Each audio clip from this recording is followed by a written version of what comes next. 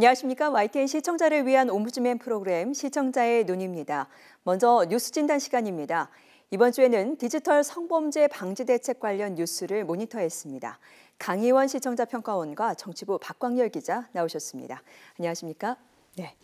요즘에 리벤지 포르노, 디지털 성범죄 이런 말들이 많이 나오는데 이걸 살펴보니까요. 당사자의 동의나 인지 없이 배포되는 음란물 영상이나 화상 이런 뜻이더라고요.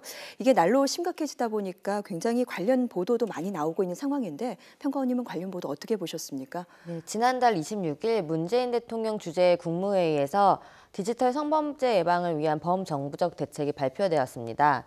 이번 대책은 총 6단계로 구성되었는데요. 현재 규제 없이 판매되는 몰래카메라의 판매를 제한하는 것부터 피해자 지원과 범죄 예방 교육까지 폭넓은 대책이 포함되었습니다. 특히 지하철역이나 숙박업체 등 몰카 취약 지역에 대한 점검과 처벌 조치가 시행되고 디지털 성범죄 처벌을 징역형으로 강화하는 등의 대책이 마련되었습니다. 그간 여성계를 중심으로 디지털 성범죄의 심각성을 알리고 대책을 강화해달라는 요청이 꾸준히 있었기 때문에 이번에 정부 발표에도 긍정적인 평가가 이어지고 있습니다. 앞서 이낙연 국무총리도 관련 대책 마련을 약속한 바 있는데요. 최근 정부가 이와 같은 대책을 내놓게 된 배경이 궁금합니다. 네, 뒤늦게나마 대책이 마련된 것에 대해서 굉장히 다행이라는 생각이 좀 드는데요. 문재인 정부 들어서 이렇게 디지털 성범죄에 있어서 특단의 조치를 내린 이유가 뭔가요? 네, 쉽게 말씀드려 몰카로 불리는 디지털 성범죄의 심각성은 어제 오늘의 문제가 아닙니다. YTN을 비롯한 여러 매체에서 꾸준히 문제점을 지적해왔지만 그동안 단발적인 대책에 그쳐왔습니다. 그런 점에서 새 정부 출범 이후 종합대책이 나온 점은 대단히 바람직하다고 볼 수 있습니다.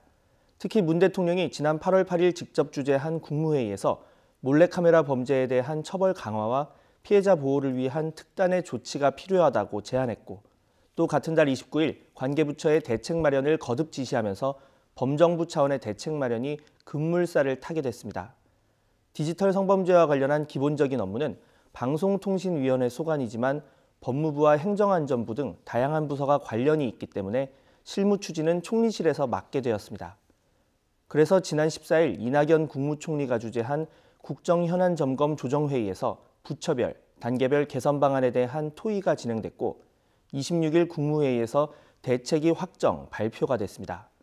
내용을 살펴보면 몰카 등 관련 기기의 판매, 촬영에서부터 피해자 지원에 이르기까지 6단계의 개선 방안이 마련됐습니다. 먼저 1단계는 현재 아무런 규제 없이 판매되는 몰카의 판매를 엄격하게 하는 것입니다. 몰카를 사는 사람의 신원을 파악하도록 하고 다른 사람에게 몰카를 넘길 때도 신원을 반드시 밝히도록 했습니다. 또 업무 목적으로 스마트폰 촬영을 할 때는 불빛이나 소리로 촬영 사실을 표시하도록 했습니다. 2단계는 불법 영상물 삭제와 차단에 평균 10.8일이 소요되는 것을 앞으로 3일 이내에 가능하도록 했습니다. 몰카 피해가 인터넷 공간에 급속도로 퍼지는 것을 막기 위한 조치입니다. 3단계는 지하철역 등 몰카 취약 지역을 일제 점검하고 만약 숙박업자가 영상을 촬영하면 영업장을 폐쇄할 수 있도록 하는 강도 높은 내용이 담겼습니다. 4단계로는 가해자가 상습범일 경우에는 벌금형을 없애고 징역형으로만 처벌하도록 처벌을 대폭 강화하고 자신의 신체 촬영물을 타인의 동의 없이 유포하는 행위도 처벌하는 조항이 신설됐습니다. 또 상습적으로 몰카 영상을 촬영, 유포하는 사람은 원칙적으로 구속수사하고 공무원과 교사, 군인 등이 몰카 관련 성범죄를 저지르면 공직에서 배제하는 원스트라이크 아웃제도 도입됩니다. 마지막으로 5단계와 6단계는 디지털 성범죄 피해자 지원 방안과 범죄 예방 교육을 강화하는 방안이 포함됐습니다.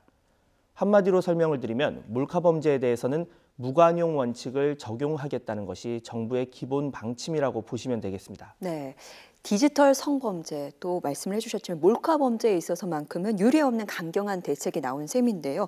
평가원님은 관련 보도 보면서도 어떤 생각을 하셨습니까? 네, 정부 발표에 이어 여당인 더불어민주당 역시 간담회를 통해 디지털 성범죄 피해를 막기 위해 적극적으로 노력하겠다는 입장을 밝혔습니다. 이와 함께 여성가족부는 물론 과기부, 법무부 등 실무 당국자와 적극적인 협의에 나서겠다는 의지도 표명했습니다. 이처럼 정부와 여당이 적극적인 대처에 나서면서 많은 변화가 기대되는데요. 그간 사회적으로 디지털 성범죄의 심각성이 꾸준히 논의되었기 때문에 가시적인 성과가 나타날 수 있었던 것으로 보입니다. 관련해서 YTN에서도 일반인 여성들의 사진을 합성해서 유포하거나 공중화장실의 몰카 설치로 인한 피해와 같은 사례가 꾸준히 보도된 바 있습니다. 폭넓은 제도 변화가 예고되었지만 실제로 정책이 실행되는 데까지는 시행착오나 현실적 어려움이 수반될 수도 있는데요. 이와 관련해서 이번 정책이 성공적으로 실행될 수 있도록 언론에서도 꾸준한 관찰과 점검을 해야 하겠습니다. 관련해서 구체적인 정책 실행 계획에 대해서 간단한 설명 부탁드립니다. 네, 특단의 대책이 이제 나왔고 이제 제대로 시행만 하면 되는 상황인데 박 기자, 구체적인 실행 계획이 나와 있습니까? 네, 지적하신 것처럼 디지털 성범죄는 대단히 심각한 피해를 불러옵니다. 인터넷 공간에서 워낙 전파 속도가 빠르기 때문에 피해자가 쉽게 회복할 수 없을 정도로 큰 상처를 받는 것은 물론이고 이로 인해 자살을 기도하는 사례까지 발생하고 있습니다. 뿐만 아니라 동영상 삭제를 빌미로 금품을 요구하는 2차 범죄로 이어지기도 합니다. 때문에 국무회의에서 디지털 성범죄 관련 대책을 발표하기에 앞서 민주당과 정부 사이에 당정 협의가 열리기도 했습니다. 당에서는 우원식 더불어민주당 원내대표, 김태년 더불어민주당 정책위의장, 정부에서는 홍남기 국무조정실장 등이 참석했습니다. 이 자리에서 우원식 원내대표는 최근 소위 몰래카메라로 불리는 영상물 불법 촬영과 성동영상 유포가 큰 문제가 되고 있어 많은 여성이 또 나 또한 피해자가 될 수 있다는 생각에 불안해하고 있다며 디지털 성범죄로부터 안심할 수 있도록 국가, 사회가 함께 방안을 찾아야 한다고 강조했습니다.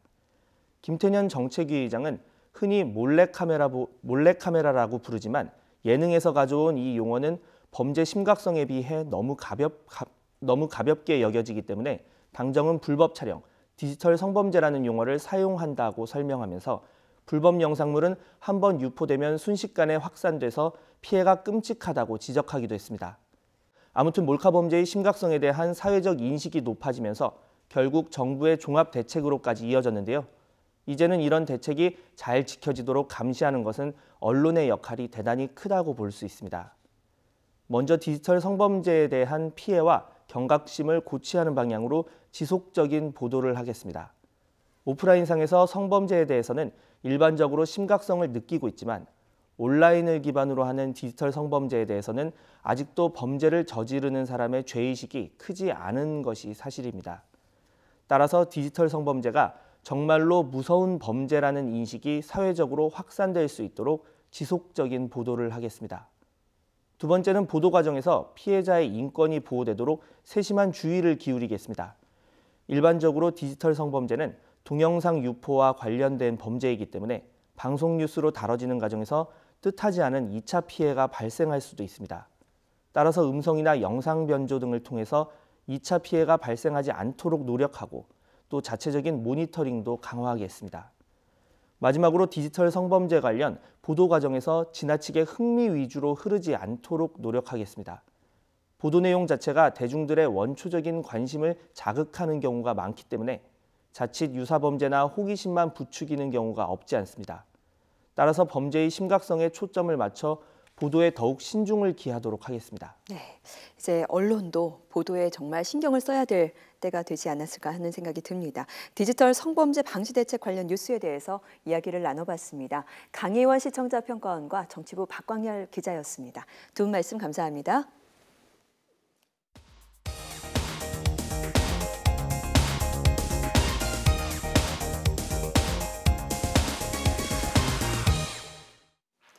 지상파 DMB 채널인 YTN DMB 프로그램을 평가하는 내가 본 YTN 순서입니다. 이번 주에는 지난 9월 21일에 있었던 YTN DMB 9월 시청자위원회 소식을 전해드리겠습니다. 이제 북한 핵 문제, 미사일 발사 문제로 지금 계속 한반도 안보상 요동치고 있는데 그때마다 이제 미국 대통령, 트럼프 대통령의 발언들, 그다음에 또 미 국방장관, 외교안보 관련 당사자들의 어떤 발언들이 이제 언론을 통해서 보도가 되고 또 그 보도를 보고 있으면 우리나라 언론 전반의 문제점을 제가 많이 느끼게 되는데 꼭 남의 나라 얘기하듯이 스포츠 중계방송 하듯이 그냥 막 사실만 전달하고 해설하기 바쁜, 거기에 대한 우리의 입장이라는 게 도대체 뭔지, 우리 언론의 입장, 그 국가 이익 측면에서의 입장, 국민의 생명과 재산을 지킨다는 그런 측면에서 우리의 입장은 뭔지. 왜냐하면 그들이 말하는 군사적 옵션이라는 것들이 실제 행동으로 결행이 된다면 우리 대한민국 국민들 입장에서는 이건 생존의 문제예요. 사느냐 죽느냐의 문제예요. 앵커도 마찬가지. 미국이 군사적 옵션을 실행에 옮길 가능성이 없다고 할 수 없다. 무슨 말이에요 이게? 그러니까 정말 우리의 문제, 나의 문제로 절박하게 들여다보는 것이 아니라 꼭 어떤 미국에서 어떤 보도가 나오면 그걸 가지고 그냥 우리는 해설하고 즐기는 것 같은 느낌. 이런 걸 제가 우리 언론, YTN이 꼭 그렇다는 건 아니면 전체적인 우리 대한민국 언론의 모습을 제가 많이 발견을 합니다. 이런 국민의 생존권에 관련된 문제, 국가 이익에 관한 문제에 대해서 좀 중심을 잘 잡고 뉴스를 선도해주면 이것이 YTN의 보도로 끝나는 것이 아니라 또 다른 언론사의 보도에도 영향을 상당히 많이 미치기 때문에 좀 중심을 잘 잡고 국익 차원에서 좀 당당한 보도를 해줬으면 좋겠다. 이런 부탁 말씀을 드리고 싶습니다. 말씀하셨듯이 저도 보면 어떤 느낌이 들었냐면 남북 관계 관련해 가지고는 이러저러한 주장, 뭐 설, 뭐 이런 뭐 혹은 견해 이런 거를 너무 여과 없이 보도하는 건 아닌가 하는 생각이 저도 많이 들었습니다. 뭐 예를 들어서 바로 전쟁 날 것처럼 뭐 날 것 같은 정보를 내보내기도 하고 또 아니면 한미 간에 뭐 의견 충돌이 뭐 있다 이렇게 이런 정보를 내보내기도 하고 그러다가 또 같은 날 내용인데도 한편으로는 뭐 한미 공조가 확실하다 뭐 이제 이런 자막이 들어가 있는 보도도 나가고 그래서 좀 당혹스럽다 하는 느낌 들었고요. 그래서 충분한 분석을 통해 가지고 정보를 좀 여과해서 내보내는 것 그리고 이제 뭐 충분한 분석, 논평, 해설 필요하다라고 이제 생각되고요. 그래서 충분한 정보를 주지 못하는 것도 문제지만 정보 과잉 공급도 굉장히 문제가 될 수 있다는 점을 좀 염두에 두셨으면 좋겠습니다.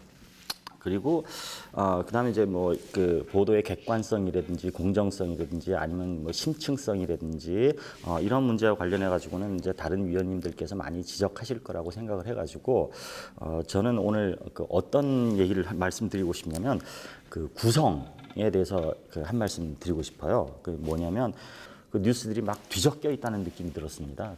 그렇기 때문에 좀 뉴스를 갖다가 뭐 블록화 해가지고 좀 배열을 한다면 그리고 이제 블록화해서 배열을 할 때 예를 들어서 정치 뉴스가 나간다면 그 다음에 문화 뉴스를 내보낸다든지 그래서 하드 뉴스하고 소프트 뉴스를 갖다 좀 번갈아 이제 편성을 한다든지 하면 좀 긴장감을 갖고 이제 뉴스를 보기도 하고 또 이제 그러다가 좀 편한 마음으로 뉴스를 보기도 하고 또 그다음에 이제 블록화된 비슷한 주제의 뉴스들도 긴 뉴스, 짧은 뉴스를 갖다 좀 섞어서 배치를 한다면 장단 호흡도 좀 뭐 생길 것 같고요. 그래서 그렇게 이제 좀 구성에도 좀 신경을 쓴다면 좀 더 정보를 매끈하게 혹은 좀 편하게 시청자들이 정보를 얻을 수 있지 않을까 하는 생각이 들었습니다. 이상입니다. 사실 말말말 주민 요 코너가 짧게 들어가 있는데 오히려 좀 그 코너가 조금 더 분량이 좀 많았으면 사실 그런 뉴스 그리고 뒤에 보니까는 좋은 뉴스라고 해가지고 뭐 어제 나왔었던 뉴스는 이제 고등학생들이 머리카락을 길어서 암 환자들을 위한 가발 만드는 데 기부를 한 이런 내용이 좋은 뉴스로 소개가 됐는데 사실 그런 부분도 조금 더 많이 좀 소개가 됐으면 좋았을 것 같았습니다. 그리고 박찬주 대장과 관련된 소식은 사실 공관병과 관련된 뉴스가 이미 조금 지난 듯한 얘기가 들어서 사실 뒷얘기가 저는 궁금했거든요. 그래서 어떻게 됐나 사실 마침 궁금했는데 그 얘기까지 마침 또 다뤄줘서 좀 연관성 있게 이미 조금 지났지만 그 결과 부분에 대해서도 다뤄주는 그런 부분도 좋았고 근데 마지막에 하나 갑자기 화면이 바뀌면서 시사 안드로메다라고 해서 그 화면이 나오면서 이게 조금 다른 분위기에 그게 나오는데 그게 시간을 좀 늘려서 맥락이 조금 통할 수 있도록 그런 부분 정도만 좀 조절이 되면 뭐 괜찮지 않았을까 하는 생각을 해봤습니다. 정치가 굉장히 중요하다는 건 알지만 제가 뉴스를 보면서 계속 좀 들었던 생각은 왜 뉴스에는 청와대하고 국회만 있고 특히 국회에도 국회의원만 존재하지 이런 생각이 좀 들었습니다. 그래서 국회 안에 굉장히 많은 세미나실과 간담회실이 있는데 그 안에서 굉장히 다양한 정책적 논의들이 일어나고 있거든요.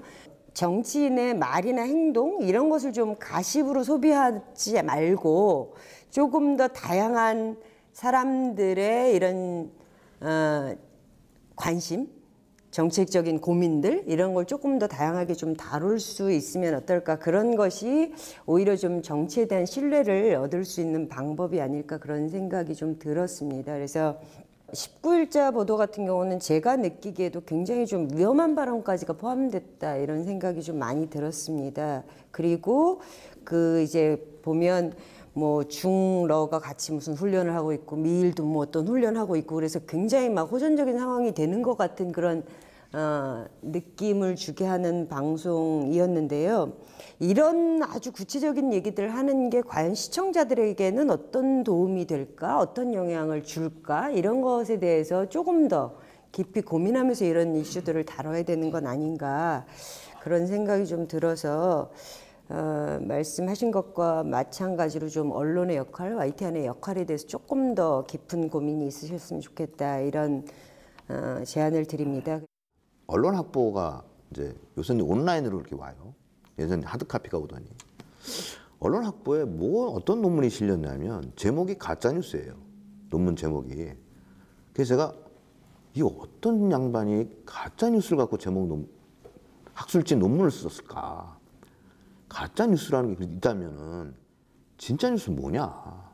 그렇다면은 그러니까 가짜 뉴스는 일어나지 않았는데 뉴스라고 하는 게 가짜 뉴스인데 그럼 진짜 뉴스는 뭐냐 이거예요.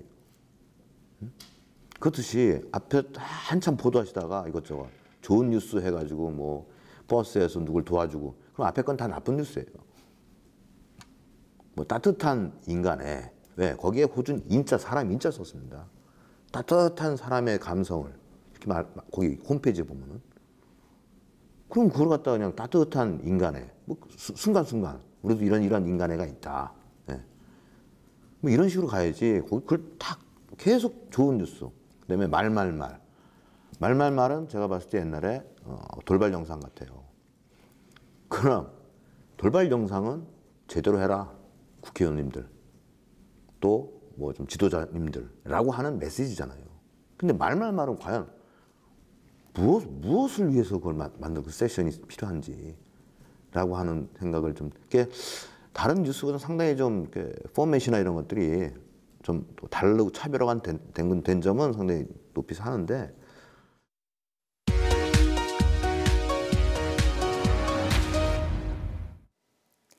이번 순서는 시청자들의 지적사항을 정리한 모니터 보고 시간입니다. YTN 뉴스를 시청하다 보면 단순한 실수로 보이는 자막의 오류나 생방송 도중 잘못 편집된 부분이 그대로 방송되는 사고가 종종 나타나는데 시청자들은 좀 더 세심한 주의를 당부했습니다.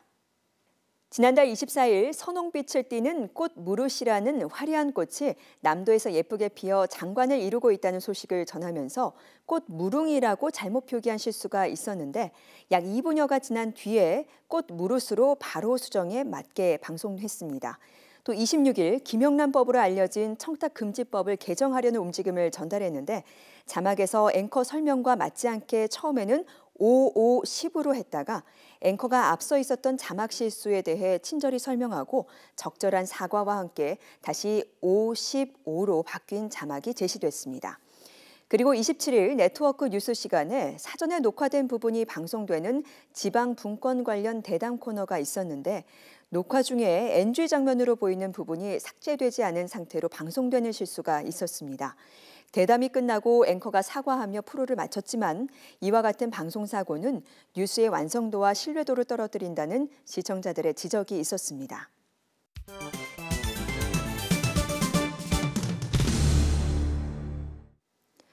언론 전문가로부터 우리 언론의 문제점과 발전 방향 등을 들어보는 매체 비평 시간입니다. 오늘은 이철한 동국대 교수로부터 고 김광석 씨의 사인 취재로 본 언론 보도의 문제점과 개선 방향이라는 주제의 논평을 들어보겠습니다. 최근 유명 가수였던 고 김광석 씨의 죽음에 대한 원인과 딸의 죽음에 대해서 타살 의혹이 제기되면서 국민들의 관심이 증폭되고 있습니다. 후속 취재가 이어지고 있고 경찰의 조사가 있을 예정으로 보도되었습니다. 김광석 씨는 왕성하게 활동하던 중 갑자기 사망하여 당시 많은 팬들에게 큰 충격을 주었습니다. 현재 일부 언론 보도에서는 부인 서모 씨가 자신의 이익을 위해 직접적으로 또는 적어도 방치에 가까운 행동으로 인해 남편과 딸을 살해한 것이 아니냐는 뉘앙스로 사건을 전달하고 있습니다. 그 근거로 부인 서모 씨의 일부 석연치 않은 해명, 가령 사망한 자녀의 신고를 하지 않고 주변에 전혀 알리지 않은 점은 의혹을 사기에 충분합니다. 하지만 부인 서모 씨에 대해 현재 남성 관계나 시댁과의 다툼, 그리고 김광석 씨를 통해서 얻은 거액의 저작권 수입으로 인한 풍족한 삶 등에 대해서 무차별적으로 보도되고 있습니다. 이러한 점은 사건의 핵심과는 별개의 사안으로 개인에 대한 도덕적 비난을 유도하고 사인을 타살로 보게 만들 수 있는 보도입니다. 검찰 조사로 치면 별건 수사와 유사한 것으로 의혹과 관련은 없지만 부정적으로 볼 수 있는 사안에 대해서 개인의 사생활에 해당되는 부분을 모두 알려서 다수에 의해서 판결과 상관없이 부도덕한 인물로 만드는 위험이 있는 보도입니다. 이번 고 김광석 씨 사인에 대한 의혹 보도의 문제점 및 개선 방향으로는 우선 언론은 이 사건의 특이성에 대한 고려를 충분히 해야 할 것입니다. 즉, 이 사건은 20년 전이어서 부인 서모 씨를 비롯한 관계자들의 기억이 흐려지기에 충분합니다. 따라서 근래에 일어난 사건처럼 진술에 의존하기보다는 관련 기록이나 보도의 중요한 판단 근거가 되어야 하며 당시에도 유명 가수였던 그의 사인에 대해서 경찰의 보고서를 일정 부분 존중하는 형태의 보도가 있기를 기대합니다. 국가 기록에 대한 지나친 의혹 제기는 모든 사건을 언론이 의혹을 가질 때마다 끝없이 재수하게 되는 불상사를 초래할 수 있습니다. 그리고 무죄 추정 원칙이 적어도 일반인에게는 적용되어야 할 것입니다. 팬들의 안타까운 마음과 서모 씨의 일부 석연치 않은 점들이 발견되더라도 일단은 무죄 추정 원칙에 따라 언론은 감정의 개입 없이 팩트 위주로 보도하기를 기대합니다. 이번 사건에서는 부인 서모 씨가 적극적으로 언론에 자신의 입장을 개진하면서 어느 정도 공인의 성격을 가지게 되었지만 기본적으로 일반인으로서 보도가 이루어지는 것이 바람직할 것입니다. 마지막으로 최근 방송의 경향 중 인터뷰하는 사람이 하는 제스처, 즉 눈 깜빡임이나 손의 모양, 더듬는 정도를 가지고 진실이냐 거짓이냐를 판단해서 보도하는 경향이 있는데 이는 매우 위험하고 부정확한 보도일 수 있습니다. 인상 비평을 섣불리 하지 않도록 주의를 기울여야 하겠습니다. 시청자의 눈은 시청자 여러분의 참여를 기다리고 있습니다. YTN 홈페이지 시청자 의견 코너에 글을 남겨주시면 좀 더 정확하고 공정한 방송을 만드는 데 참고하겠습니다. 이번 주 순서는 여기서 마치겠습니다. 함께해 주신 여러분 고맙습니다.